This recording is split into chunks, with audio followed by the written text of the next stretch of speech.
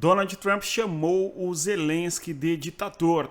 Na sequência, o Zelensky diz que Trump está envolto às informações falsas da Rússia, como se o Trump vivesse no mundo da fantasia da propaganda da Rússia, gerando mais mal-estar na relação entre Washington e Kiev.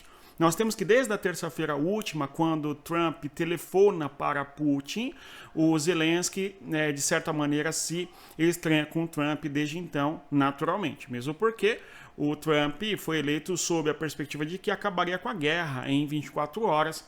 Já se passou um mês, hoje completa um mês o governo Trump e a guerra permanece. E, pelo que nós observamos, com uma postura diferente da postura que os Estados Unidos adotaram no contexto do governo Joe Biden, ou seja, sem apoiar de maneira incisiva a Ucrânia, mas sim dialogando com o Vladimir Putin, numa mudança de 180 graus de maneira bastante curiosa. Nós temos que, apesar disso, o Zelensky recebe um enviado especial dos Estados Unidos para a Ucrânia, o Keith Kellogg. Keith Kellogg, que é um general norte-americano que participa do governo Donald Trump, que, aliás, foi indicado pelo Trump assim que assumiu a candidatura presidencial, no caso, quando foi eleito, ele indicou o Keith Kellogg para ser enviado especial do seu governo para a Ucrânia. E, de maneira muito curiosa, resta nos saber e entender por que Keith Kellogg não estava na Arábia Saudita para discutir com o Lavrov, o ministro das Relações Exteriores da Rússia, mas estava o Marco Rubio, o Steve Witkoff e também o Mike Waltz. Então, estas três figuras que representaram os Estados Unidos não trouxeram consigo o enviado especial do governo Trump para a Ucrânia, ficando aí um vácuo no apoio que eventualmente os Estados Unidos dão para a Ucrânia, pelo menos neste primeiro diálogo entre os Estados Unidos e a Rússia. E então, hoje é dia 20 de fevereiro de 2025, nós temos uma série de temas aqui a tratarmos, muitos deles da questão da diplomacia. No caso aí, conforme nós mencionamos, o Zelensky se encontra com Keith Kellogg. Bem, não dá para saber exatamente o que Donald Trump fará nessa questão da guerra entre Rússia e Ucrânia e, eventualmente, o movimento do Trump é complexo. Pelo menos isso nós podemos observar. Por quê? O enviado especial do Trump para a Ucrânia, prometido ao general Keith Kellogg. Keith Kellogg não foi para a Arábia Saudita, porém hoje ele foi para a Ucrânia. Então, resta nos saber se o Trump está conversando nos dois planos a fim de buscar uma solução melhor possível para a Rússia e para a Ucrânia. Pelo menos o que parece, na interpretação de muitos, eu endosso isso, é que o Trump, de certa maneira, traiu a Ucrânia. O que você acha? Comenta aqui nos comentários se isso é, de fato, a sua percepção. Mas, de qualquer maneira, o enviado especial do Trump foi para a Ucrânia e se encontrou com o Zelensky. Porém, apesar do encontro entre ambos, não houve declarações após a reunião dos dois para a imprensa, não houve nada do gênero, nenhuma nota oficial e muito menos ainda uma entrevista coletiva com as duas figuras e personalidades, o que certamente, infelizmente, não nos possibilita ter melhores compreensões do que de fato aconteceu nesse encontro entre o enviado especial do Trump e o Zelensky. Vamos acompanhar nos próximos dias, quem sabe tenhamos melhores e maiores informações deste assunto. Mas fica a nossa reflexão. Trump, então, atuando em dois planos, dialogando tanto com a Rússia quanto com a Ucrânia. Vamos acompanhar. Na sequência, nós temos aqui que observar a resposta da União Europeia em relação a Trump. Trump, que diz que o Zelensky é um ditador e não há eleições na Ucrânia, coisa do gênero, houve uma resposta da União Europeia neste sentido. Vamos aqui observar. A União Europeia é uma democracia, a Rússia de Putin não, afirma aí o representante da Comissão Europeia, conforme estamos aqui observando. Tudo bem? Uma frase bem taxativa de que, eventualmente, a Rússia de Vladimir Putin não é uma democracia à la União Europeia, os pais da União Europeia, melhor dizendo, ok? E disse ainda, temos uma posição clara e direta em relação a isto. Zelensky foi eleito de maneira legítima em eleições livres, justas e democráticas, declarou aí o porta-voz da Comissão Europeia, Stephen Kiermaier. Tudo bem? Declarando sobre o Zelensky ter sido eleito e por isso, portanto, o Zelensky não é Um ditador. Agora, mesmo o Keith Kellogg já comentou há alguns dias sobre a questão do fato da Ucrânia não ter tido eleições. Nós até falamos aqui pelo fato da Ucrânia viver sob a lei marcial em decorrência da guerra. E após a reunião entre o Zelensky e o Kellogg, nós temos que o Zelensky comenta nas redes sociais da seguinte maneira: as relações fortes entre Ucrânia e Estados Unidos beneficiam o mundo inteiro. Argumentou ainda Zelensky, referindo que teve uma reunião produtiva com o Sr. Kellogg e uma boa discussão. O presidente ucraniano explicou que tinha discutido com Kellogg a situação no campo de batalha, como repatriar os nossos prisioneiros de guerra e garantias de segurança eficazes. Mais uma vez aqui o Zelensky falando nas garantias de segurança. E mais, a Ucrânia está pronta para um acordo efetivo de investimento e segurança com o presidente dos Estados Unidos. No caso aqui, imagino que ele esteja se referindo ao acordo envolvendo os minerais. Pelo que nós observamos recentemente, não é nas últimas horas, o governo Trump concedeu à Ucrânia um relatório, um documento, melhor dizendo, mais detalhado a respeito do acordo que eventualmente os Estados Unidos querem sobre os minerais, as terras raras da Ucrânia. Por quê?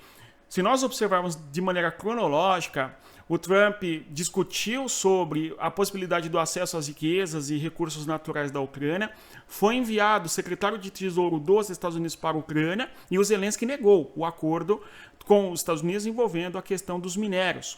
Tudo bem? Após isso, nós tivemos o Trump ligando para o Putin, conversando com o Putin, e depois só disso ligou para o Zelensky. Será que os Estados Unidos não gostaram, eventualmente, da posição do Zelensky de ter negado o acordo ali envolvendo as terras raras e o acesso dos Estados Unidos à riqueza mineral e ao solo, não é, do território ucraniano? Ou simplesmente já era plano do Trump, primeiro falar com Putin, depois mandar uma comissão norte-americana para conversar com uma comissão da Rússia e assim por diante, ok? Não dá para saber, mas a gente pode concluir um pouco isso. Vamos continuar acompanhando o que esse documento, eventualmente, do acordo entre Ucrânia e Estados Unidos sobre os minerais raros pode trazer de novo. Vamos acompanhar. Agora, o Zelensky, em resposta ao Trump, de que não o Zelensky falou que o Trump vive no mundo da fantasia ali, no mundo da propaganda russa. O Kremlin, no caso o Peskov, não gostou, ok? Ele não gostou do comentário do Zelensky sobre o fato do Trump viver na bolha de desinformação da Rússia. Então, assunto importante esse também, revela um tanto de maneira bastante irônica, né? Tem dois países em guerras. O Trump fala que morreram 900 mil russos na fronte de guerra e 700 mil ucranianos. O dado varia conforme quem fala, né? Nós já falamos sobre isso aqui.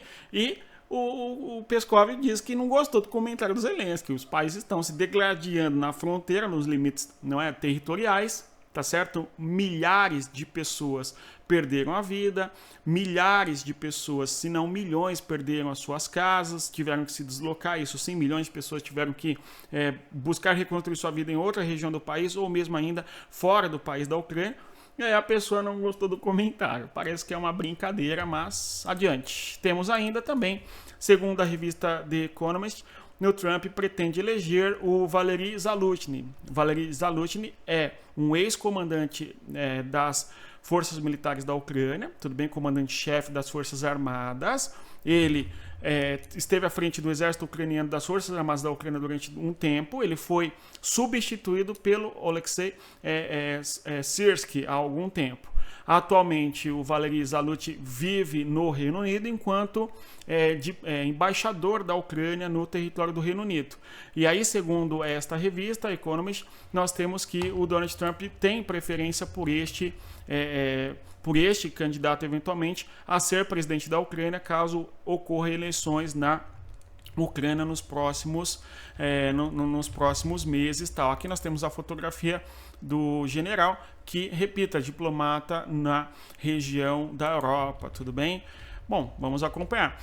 As pesquisas eleitorais, pelo menos que foram divulgadas aqui no Ocidente, indicam que o Zelensky ganharia de todos os candidatos dentro da Ucrânia, exceto para o ex-comandante em chefe das Forças Armadas da Ucrânia, o Valery Zaluzhny, tudo bem?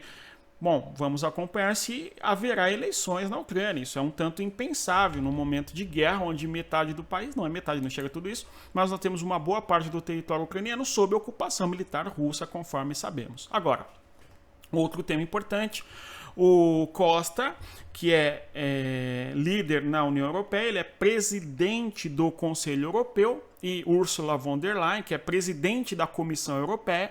A União Europeia tem instituições, as mais variadas, ligadas a diversos assuntos, tudo bem? Só para dar um exemplo, a União Europeia tem um Banco Central, por exemplo, tudo bem? Onde você tem ali, eventualmente, lideranças eleitas no contexto da Europa para representar a União Europeia no Banco Central, por exemplo.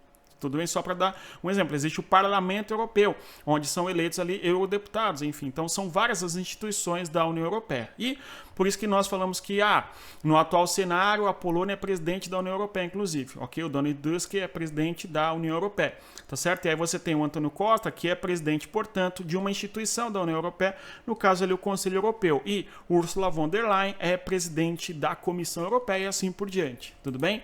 Ambos, de certa maneira, estarão presentes na Ucrânia quando nós tivermos ali o dia 24 de fevereiro, quando completam 3 anos, o aniversário de 3 anos desta triste guerra, tudo bem? Então, segundo aí a sua declaração, na segunda-feira, dia 24 de fevereiro, tudo bem? Marcando aí o 3º aniversário da agressão em larga escala da Rússia contra a Ucrânia, tudo bem?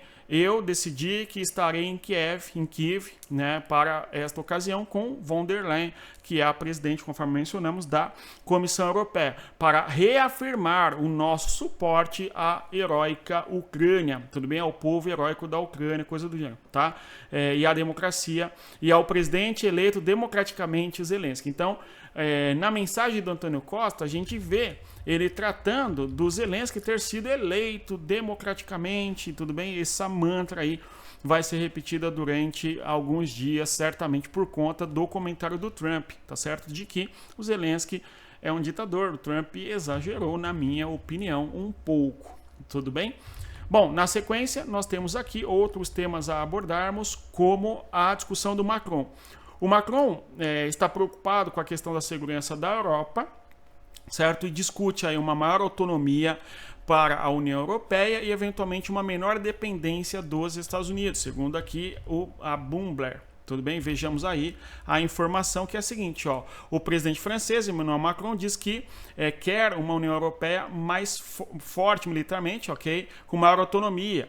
Tudo bem? E uma menor dependência da aliança com os Estados Unidos para os próximos 5 ou 10 anos, tá?